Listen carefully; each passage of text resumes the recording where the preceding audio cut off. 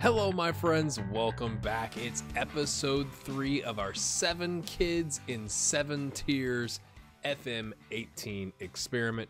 If you somehow have landed here and you haven't seen the first or second episodes of this series, you're going to be awfully confused. I'll try to have something pop up there so you can go back and watch it before you come here. So those of you that have been here, I just want to give a shout out. Thank you for all of your support on this series, all the likes, all that kind of stuff. It really means a lot. It really helps YouTube to go like, oh, I might send some more people that way. Appreciate you watching all the ads, and obviously for my patrons for supporting me on Patreon. Thank you so much for being here. So I'm going to have something pop up here right now that shows where we ended last episode. Hopefully that's working.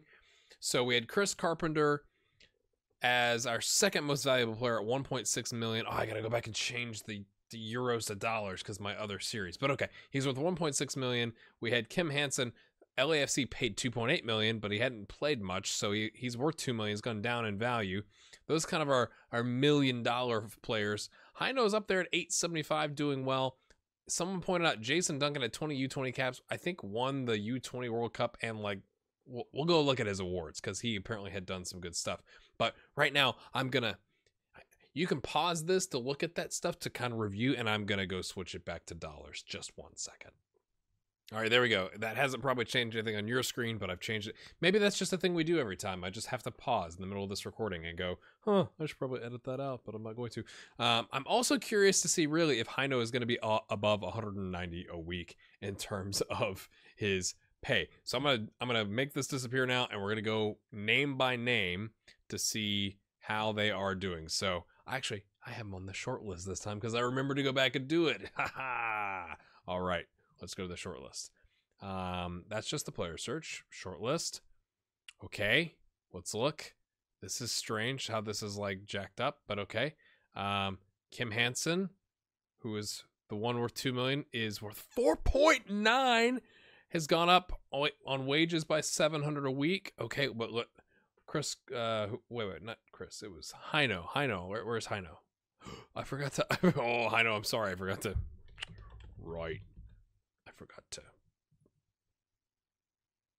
let's just add him to the short list. There you go, 1.8K. So he's gotten his pay rise. He's gone up in value from 875 grand to 1.9 million. Developing nice. Look at the pay. Look at this. What a strike. He's not done anything. Is that just the beginning part of the season? Let's go back to last season. Surely last season, right? This is this. Okay. All right. You got 9 sub appearances, 1 start on a 687. That's a bit disappointing, to be honest with you. 4 starts in the cup with 2 goals and an assist on a 748. So did well in the cup. And then had a bunch of non-competitive games.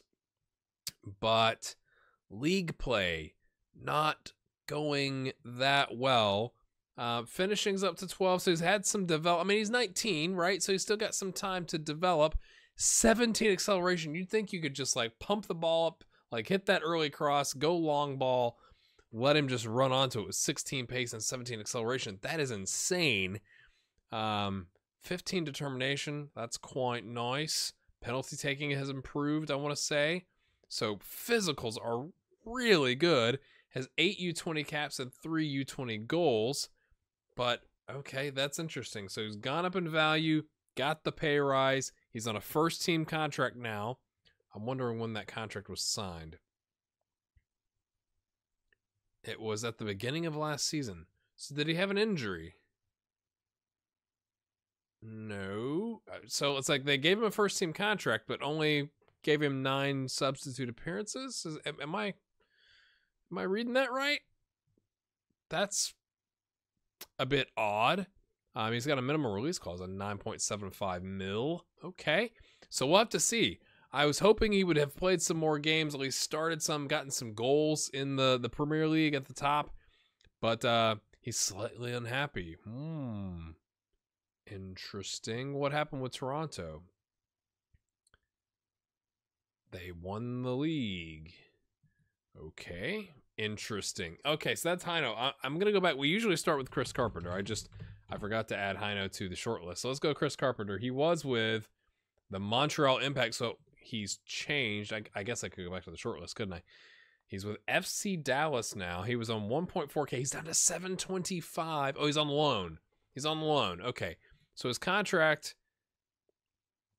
has gone down. He's on a new contract. Or maybe I typed it in wrong. That's a possibility. I thought he was on 1,400 a week. He's on 1,200 a week. Okay. He's worth 1.3. It's gone down from 1.6. He's gotten one more cap at the U20 level and a goal. I don't think he had any goals. I could be wrong. He's content. The Montreal Impact are in the championship, so they've been relegated, and he's been loaned out. How did he do? Wait, hold on. Wait, sorry. I'm on loan for Montreal at Dallas. Dallas is in the top league. Okay, so Montreal got relegated, and they loaned out one of their youngsters, maybe to get him off the books a little bit. They're paying half his wages, essentially. Or more than half his wages, because it's 1,200, not 1,400. Okay, anyway. Marking, tackling. Yeah, again, acceleration, pace, all the physicals look really good, even though his natural fitness hasn't really changed. So that's interesting that Heino is like significantly, like 17, I think, acceleration and 16 pace, stamina, and strength, something like that. So, I mean, I know it's just like one or two different, but, you know, that's not insignificant when it comes down to it. So the games he got, okay, he got 12 starts in the league, and this is in the Premier League, okay, on a 6.46. I mean, he's 19, but 12 starts is significant. 7 subs. So he did all right. Again, he's on a rotation contract too, so that's interesting. So he got loaned up a division on a rotation contract. So he's still developing. Let's go back. Let's go look. Chris Askew, what's up with him? 2,100 and 1.7. Okay, he was on 1.3 and 325 grand. So Chris Askew has come out of nowhere to get an $800 a week raise, and his value has gone up 1.375 million. Edmonton paid 12.25K for him, and they sold him. I guess there was some sort of an add-on. Okay, 16.25K, and they sold him for 1.9 million. Not a bad return for Edmonton. My goodness, he got 11 appearances. What is this? 5 starts, 6 subs, 2 goals, 693. Not bad. Not bad for the left winger. He has no player traits. 16 stamina. He's got a little good stuff going on here with the agility and the balance and all that kind of stuff. I'm liking all this. Crossing, you would expect to be a bit better. He's in a first-team contract. Again, the Fire are in the Premier League. So that's interesting. You know, like, to be starting in the top division, right? Like, it's not exactly world beater numbers. And maybe that's indicative of the American system, right? Who knows? But he's gotten himself a bit of a wage rise. So good on you, Chris. We'll have to keep an eye on you, because that's his 3rd club. So he's been moving around. What a return for Edmonton. Where are they now? They're back in League One. So they were in the championship, and then they sold him and went down. So I guess he got 17 games there too. So to be fair, he was doing okay in the championship, but then he came up and he did okay in the Premier League. So good for you, Chris. All right. The next one I have on this is Jason Duncan. We're going to go back and... Oh, he's injured. Oh, damaged cruciate ligaments. That's not what you're looking for. 1.4K is on the same wages. He was worth 425. He's now worth 975. He's got 3 more U20 caps. But how long has he been out? Where's the injury? Oh, and he had a broken hand. Like right, I think maybe we saw that in the last episode. He was out 6 weeks. Now he's out 3 months. And it was in a U20. Man, he got CONCACAF, man. You got CONCACAF. That's what that is. Going in hard, trying to get somebody injured to get him off the pitch. That's dirty. Dirty. 16 strength, 15s. Okay, 13 agility, 15 acceleration. He's improving. Again, 19 years old. Key player contract for Richmond, who are in the championship, but last season they were in the Premier League. My goodness. So they jumped up. They did the double promotion, and he was obviously a big part of that. 28 appearances, 40 allowed. It's all right. Again, for a 19-year-old. 4 shutouts. Is that what that is? Shutouts? You got a player of the match as a goalkeeper. I'd love to have seen what match that was. My goodness. On a 6.8. That's not bad, sir. That's not bad. I was going to look at his milestones because someone said something about he won like the U20 World Cup and then like, yeah, okay, won the U20 World Cup here. And it was also something like he was like in the, there's some other award, but oh yeah, the Golden Glove. It's right here in front of my face. He got the Golden Glove at the U20 World Cup, and then North America qualifying. We didn't win. We won qualifying, but not the World Cup. I have no idea what that means. Then they got relegated. So he's doing all right. He's doing all right. All right, next we have Josh Doler, who also is injured. Sports hernia. Okay, he's wanted. West Ham. Ooh, West Ham. West Ham. Oh, that's interesting. That's interesting. Oh, the attacking midfielder. No caps. Okay, that's interesting. Up to 2.6K. He was on 1.4. His value is 375. He's up to 625. So he's gone up. I mean, he's gotten a nice little pay bump, but he's not getting any attention at the U20 level. That's interesting. Look at the pace and strength, 16. You're a machine, Josh. Dribbling, brave, just not brave at all. I don't believe I set that. I could be wrong. I'm just curious why it's like that. Okay, he's in League One. So they were in the championship. So they bought him for 22 grand. Then they got relegated. And he's in League One. He gets 14 appearances, 3 goals, 3 assists, a player of the match, 706. And all 14 were starts. Not bad. 3 in the cup, 2 goals. Also not bad. Okay. No, he's content. That West Ham. They're still in the Premier League. That is interesting that he always got an asking price. Okay, that's his minimum release clause. So they're willing to cash out if they need to. He still has a lot of developing to do. I just can't believe he's not getting any looks. I mean, if West Ham's interested in a player and he's not getting any U20 looks, like who is the U20 player getting all the looks at the attacking midfield spot? Interesting. All right, next up we have Zeb Unation. 4,000 a week, our top earner. And last time he was our next to lowest earner at $850 a week. He was worth $190K. He's worth $2 million. What a jump! Zeb Unation, the center back. Oh, 16 acceleration, 16 pace and stamina, 17 strength, 200 pounds, 6'4". He's a monster in the back line. Determined first touch, positioning team. Oh, he's doing good things. I mean, but it's mostly the physicals. He's got 5 caps. He had 4 the last time. And he's had a senior team call up. Okay, I want to say that's the first one I've seen. International debut versus Peru. Nice, son. Nice. Was that game? 2020. Let's go look at the schedule. Okay, it was a friendly. One of the friendlies. Did I miss his name? Zeb. He started. Well, it didn't go well. It didn't go well. 5.9 for Ethan. It wasn't. It was everybody's fault. Okay. Anyway, we'll ignore that your debut was a loss. Wait, where'd he go? But man, $4 grand up from $850 a week. He's with Seattle now. That's all. He was with San Francisco Deltas. They paid 14.5K for him. 19 point. I must have looked at it with the euros on. Maybe that was where I got the how much they paid. Or maybe there were some add-ons. That could definitely be an option. But flipping him over for 3.2 million is not bad. He only had 8 appearances, 6 starts on a 6.51.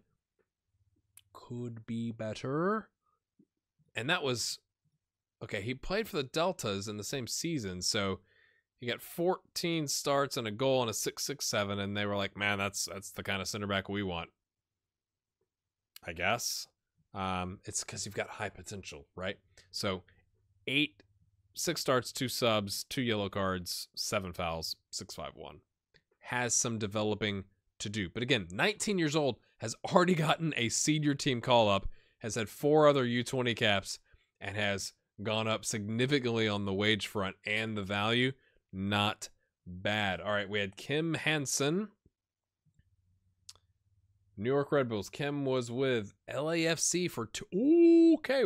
LAFC paid 2.8. Okay, it had to have been add-ons because this number is right. They paid 2.8 and flipped him for 6.5 after 1 season, like straight up. I'm curious, did they go down or something like that? Not that season, so that's interesting. Flipped him. He had 13 starts, 11 subs, 2 assists, 3 yellows, 19 fouls, and a 6.64 as a defensive midfielder. But acceleration, stamp, it's got to be the physicals that's drawing these teams in. Not that the technicals are terrible, but for a first team contract, it's got to be this guy can just go. He's super pacey, which I don't know if that really is going to help you as a defensive midfielder. I mean, obviously you can close people down and all that kind of stuff, but that's impressive. $2,000 a week up to 4.9 million wanted by Arsenal. Are we going to get an international move in the next episode? I also want to check. He had no U20 caps. He's now got 2 U20 caps and a U20 goal. So coming along nicely. And then we already showed you Heino. I didn't look, I don't think, at who wanted him, did I? Mainz in Germany, yes. Won him on loan. Whoops. Interesting. So Kim Hansen coming out of nowhere. I mean, not really. He's already worked. He was our most valuable player the last time. Going from 2 million to 4.9. Chris Carpenter going from 1.6 to 1.3. And then Zeb Unation going from 190 grand to 2 million is quite the tasty jump. Heino from 875 to 1.9. Askew from 325 to 1.7. Duncan from 425 to 975. And Dolar from 375 to 625. So if we look at the salaries, obviously top one Zeb Unation at 4 grand. The lowest we had last time was 190 a week. Now our lowest is 725, which is and that's maybe not entirely accurate because he's on loan. He's 1,200, so that's still less than he was making last time. But Chris, hang in there, mate. We'll take again. We're going to take just a very quick look at the leagues and the stages to see who's gone up, who's gone down. Just to take a look here: Toronto, New York, Vancouver, Portland staying near the top. Montreal, Richmond, and Philly going down. LAFC going right back up after having been relegated. Miami and North Carolina. Edmonton going down. Jacksonville and Indy 11. Surprising, kind of, I guess. Surprising to me.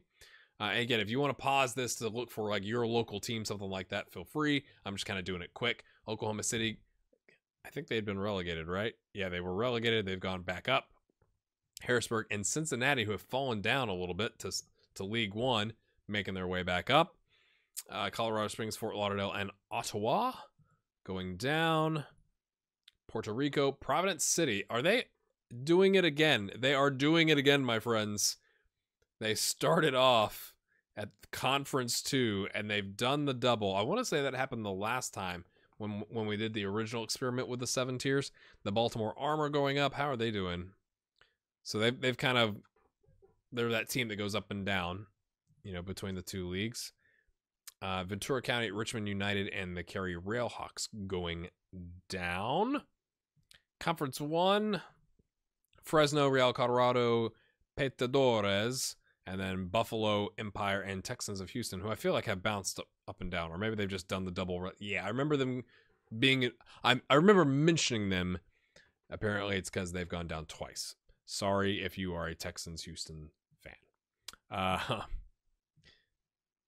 Sorry, I clicked the wrong thing. Conference 2, Oakwood, Greater Lowell, or Lowell, maybe. Med City FC, Beachside SC, North Carolina Fusion, Vardar, USA.